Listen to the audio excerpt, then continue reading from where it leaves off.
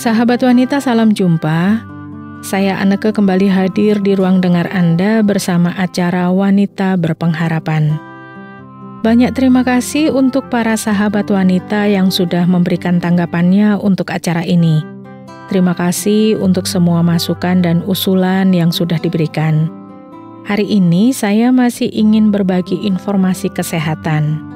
Topik lansia dan gizi akan kita dengar bersama. Sesudah itu di bagian kedua nanti, Ibu Lilis Gantari akan mengingatkan kita melalui pelajaran rohani, iri hati menimbulkan perbuatan jahat. Selamat mengikuti.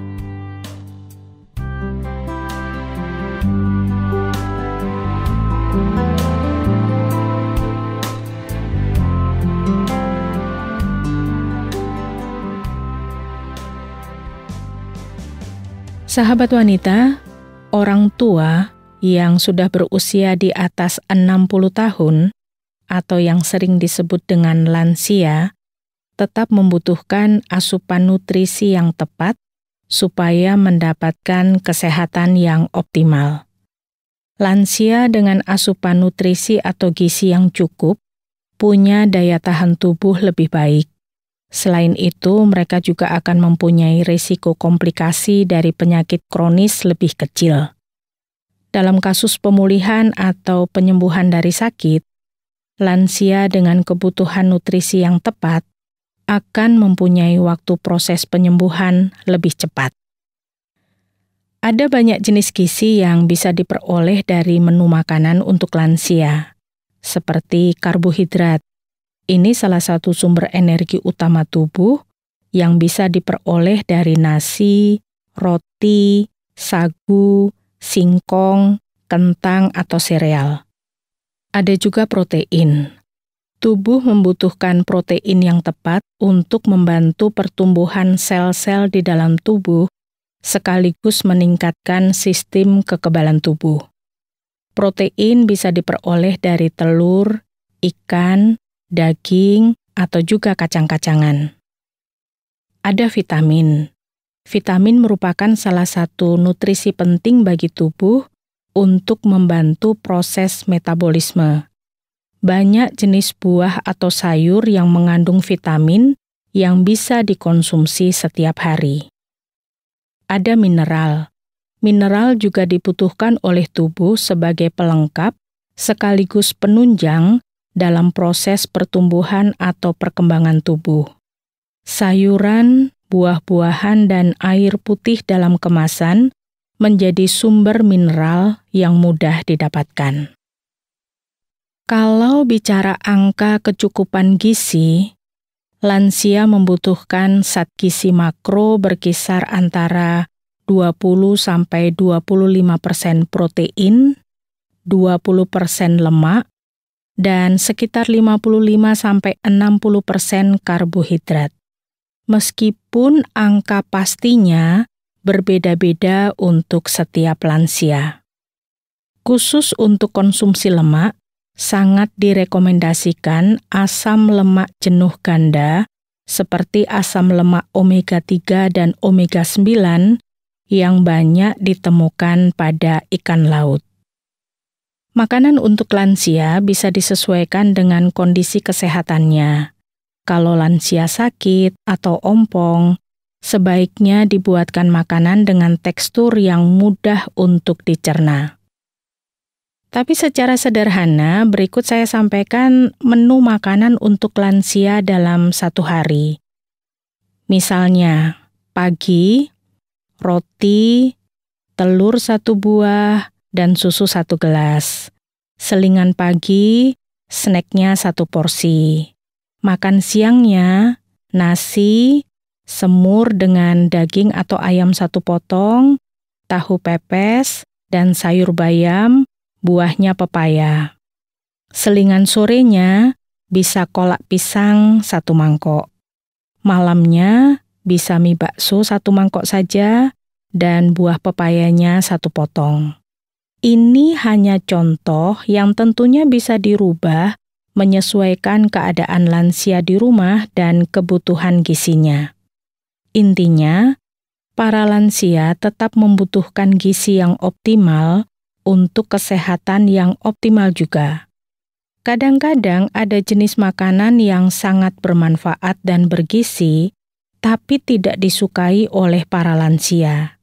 Jadi perlu ada variasi makanan dengan tetap memperhatikan kecukupan gizinya. Setiap lansia punya angka kebutuhan gizi yang berbeda-beda, tergantung dari berbagai faktor. Bisa karena usia. Usia pada lansia menentukan angka kebutuhan gizi yang lebih spesifik dan berbeda dari golongan usia lainnya. Misalnya, lansia usia 60-an berbeda kebutuhan gizinya dengan lansia usia 70-an. Selain usia, jenis kelamin juga menentukan. Kebutuhan gizi para lansia pria dan wanita berbeda, dan ini harus disesuaikan. Lingkungan. Meskipun terdapat angka kebutuhan gizi yang direkomendasikan, tidak semua lansia bisa memenuhinya karena faktor lingkungan yang tidak mendukung. Aktivitas fisik juga menjadi faktor yang mempengaruhi. Penting untuk menyeimbangkan asupan makanan dengan aktivitas fisik pada lansia supaya tidak menimbulkan kelebihan gizi yang beresiko mengalami obesitas. Selain itu, lansia yang sedang sakit wajib mendapatkan perhatian ekstra, khususnya lansia dengan penyakit degeneratif seperti Alzheimer atau demensia. Pengobatan juga berpengaruh. Beberapa jenis obat bisa mempengaruhi nafsu makan lansia, sehingga kebutuhan asupan makanannya harus disesuaikan dengan rekomendasi dokter. Jadi pada intinya, kecukupan gizi para lansia harus terpenuhi dengan tetap memperhatikan dan mempertimbangkan faktor usia, jenis kelamin, lingkungan, aktivitas fisik, penyakit tertentu, dan pengobatan tertentu. Semua perlu diperhatikan dan dipertimbangkan supaya para lansia tetap sehat dengan kecukupan gizi yang optimal.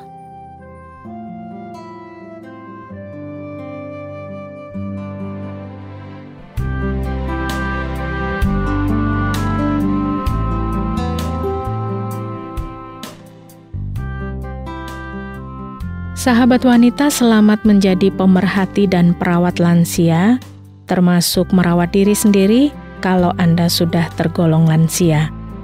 Perhatikanlah dengan tetap memperhatikan kecukupan gizi yang optimal supaya para lansia tetap sehat. Bukan hanya sehat fisik, tapi sehat batin juga perlu dijaga, karena iri hati menimbulkan perbuatan jahat. Bagaimana mengatasinya? Ibu Lilis Kantari akan berbagi pelajaran penting ini untuk Anda. Selamat menyimaknya sesudah sebuah lagu berikut ini.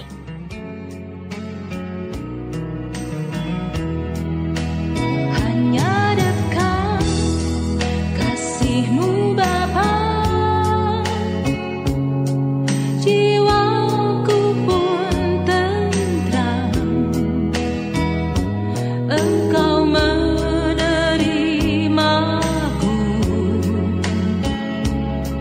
dengan sepenuhnya.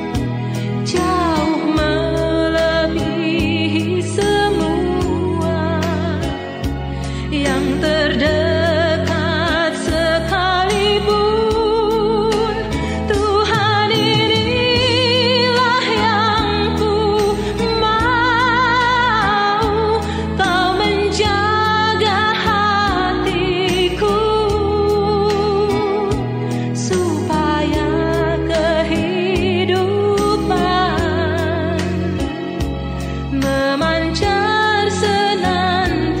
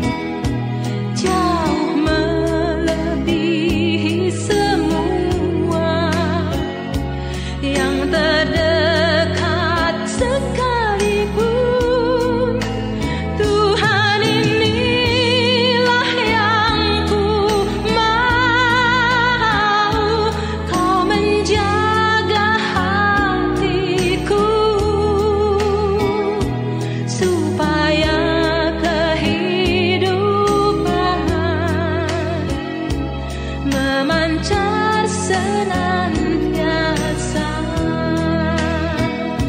supaya kehidupan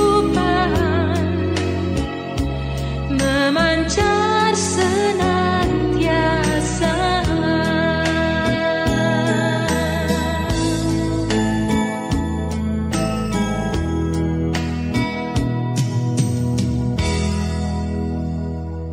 Sahabat, hari ini kita akan merenungkan perihal iri hati. Kita tahu, iri hati adalah satu perasaan yang muncul ketika kita menginginkan apa yang dimiliki orang lain yang tidak kita miliki. Iri hati kadang-kadang timbul dalam hati kita ketika kita menginginkan apa yang ditampilkan atau apa yang dimiliki oleh orang lain. Dan bila kita tidak hati-hati atau waspada, iri hati bisa menimbulkan perbuatan jahat. Firman Tuhan mengatakan dalam surat Yakobus 3 ayat 16 mengatakan, sebab di mana ada iri hati dan mementingkan diri sendiri, di situ ada kekacauan dan segala macam perbuatan jahat. Sekali lagi mari kita dengarkan firman ini. Sebab di mana ada iri hati dan mementingkan diri sendiri, di situ ada kekacauan dan segala macam perbuatan jahat. Sahabat, firman Tuhan yang baru kita dengarkan sudah terbukti dalam kehidupan manusia. Iri hati memang tidak bermanfaat dan tidak menguntungkan buat siapa saja. Iri hati akan membuat jiwa raga kita sakit. Ada ribuan kisah yang tidak baik tentang iri hati ini. Anda masih ingat kisah anak Adam dan Hawa yang bernama Kain? Kain iri kepada adiknya Habil karena persembahan Habil diterima oleh Tuhan, sedangkan persembahan Kain tidak. Kain iri kepada Habil dan rasa iri itu telah membuahkan dosa, yaitu pembunuhan. Kain akhirnya membunuh Habil karena iri.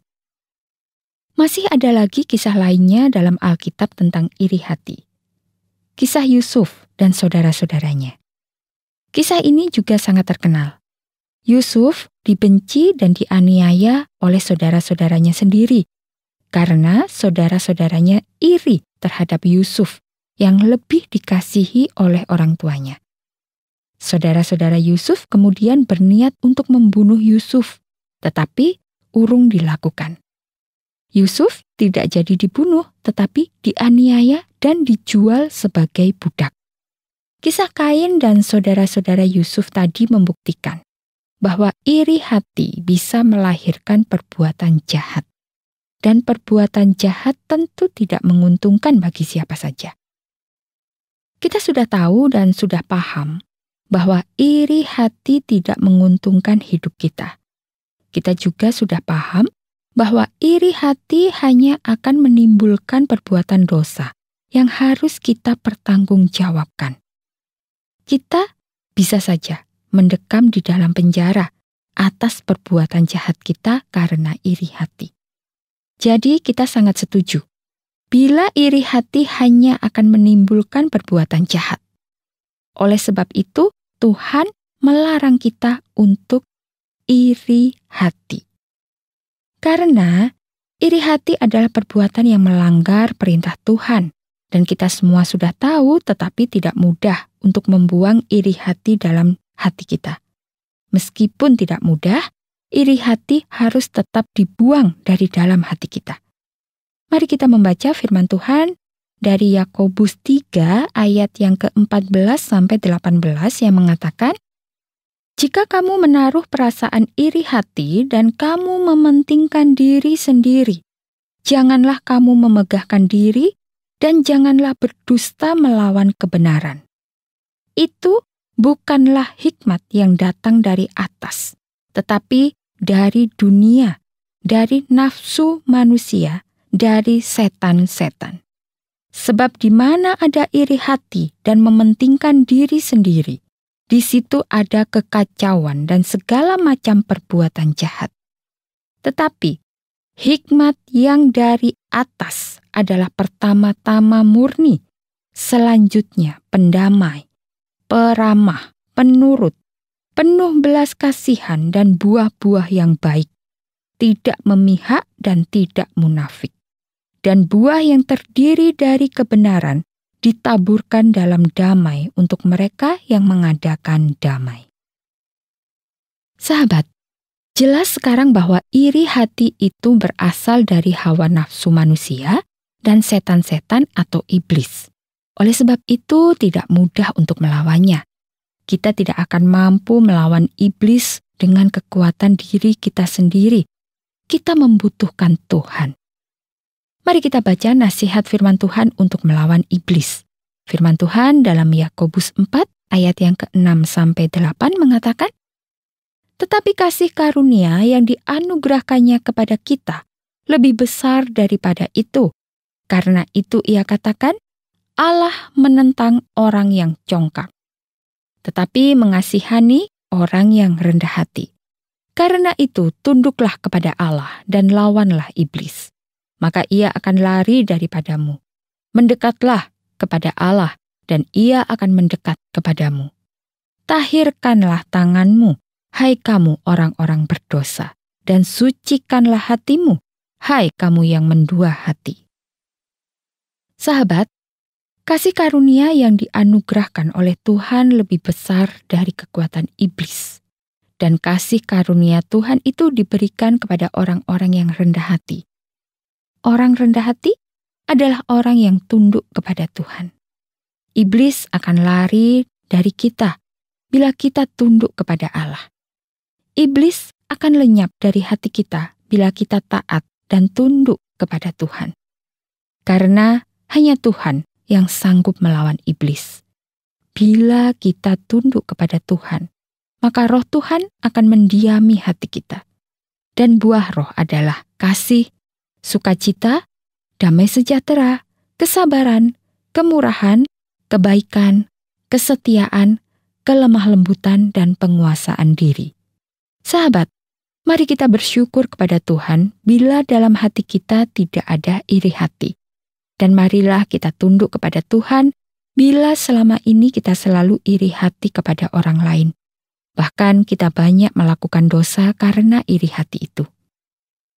Berdoalah kepada Tuhan. Mohon agar Tuhan menyingkirkan iri hati dari hati kita. Teruslah tunduk kepada Tuhan, karena dengan tunduk kepada Tuhan, hati kita akan dipenuhi roh Tuhan, dan roh Tuhan akan mengalahkan iblis. Jangan biarkan Anda dipimpin oleh iblis yang membawa Anda kepada dosa. Iblis tidak akan membawa kita ke tempat yang membahagiakan. Tetapi sebaliknya, iblis akan membawa kita kepada kehancuran. Iri hati akan terus tinggal di hati kita dan akan melahirkan perbuatan dosa. Perbuatan dosa hanya akan membawa kita kepada hukuman dan penyiksaan. Jadi, pilihlah tunduk dan taat kepada Tuhan. Tuhan akan selalu dekat dengan kita bila kita tunduk kepada Tuhan. Bila Tuhan dekat dengan kita, maka kita akan dilindungi dari serangan iblis. Amin.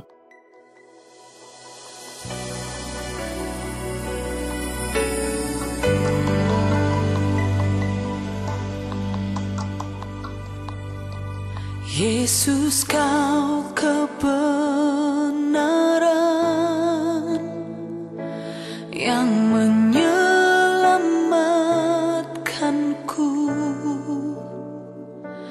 Kau memberikanku hidup dan pengharapan.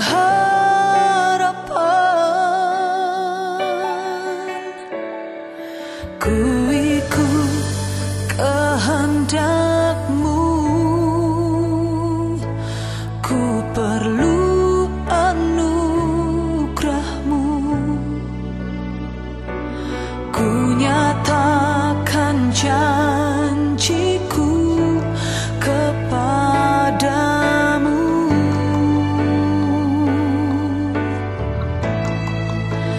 Kalau ku hidup bagimu, hatiku tetap menyembah-Mu. Dunia tak bisa menjauhkanku dari kasih-Mu. Selama ku hidup bagimu, mataku tetap memandang-Mu.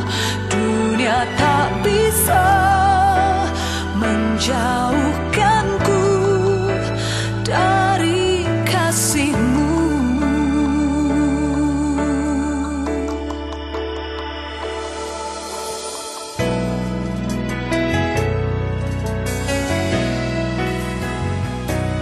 Yesus, kau kebenaran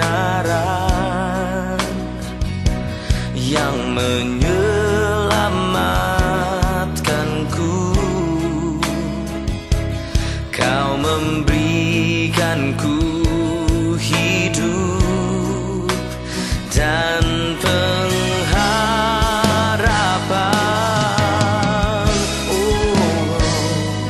Ku ikut kehendak-Mu,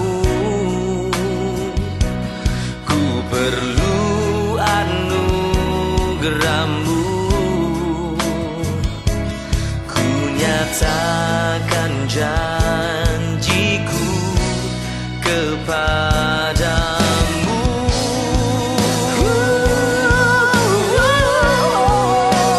Kalau ku hidup bagimu, hatiku tetap menyembah-Mu. Dunia tak bisa menjauhkanku dari kasih-Mu.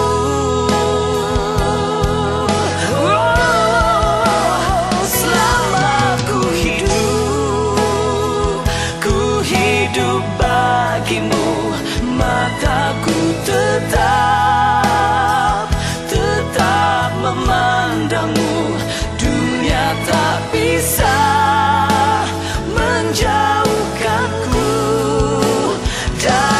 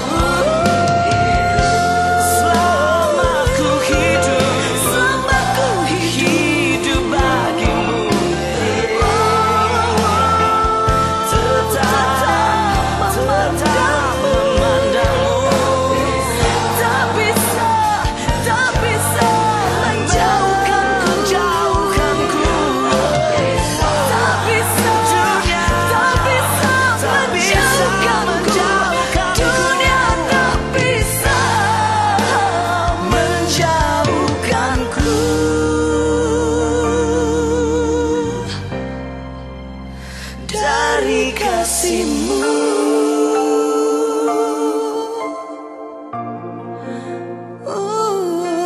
Dari kasih-Mu.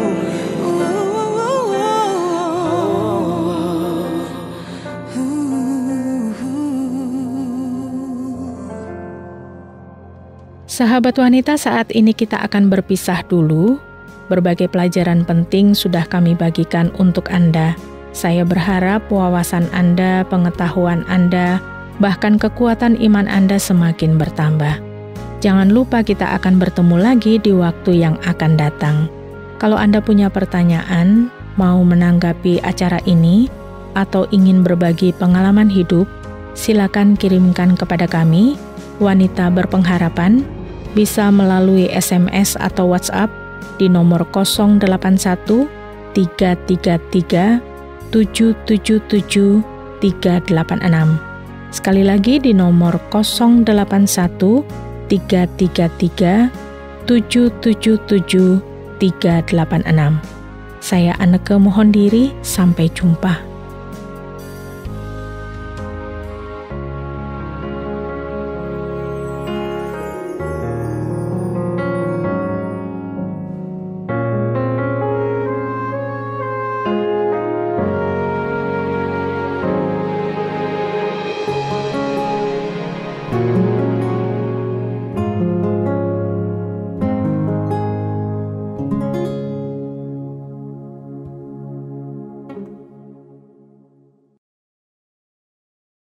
Terima kasih Anda sudah mengikuti program kami. Jika Anda diberkati, jangan lupa like, komen, dan share supaya Anda tidak ketinggalan setiap program terbaru kami.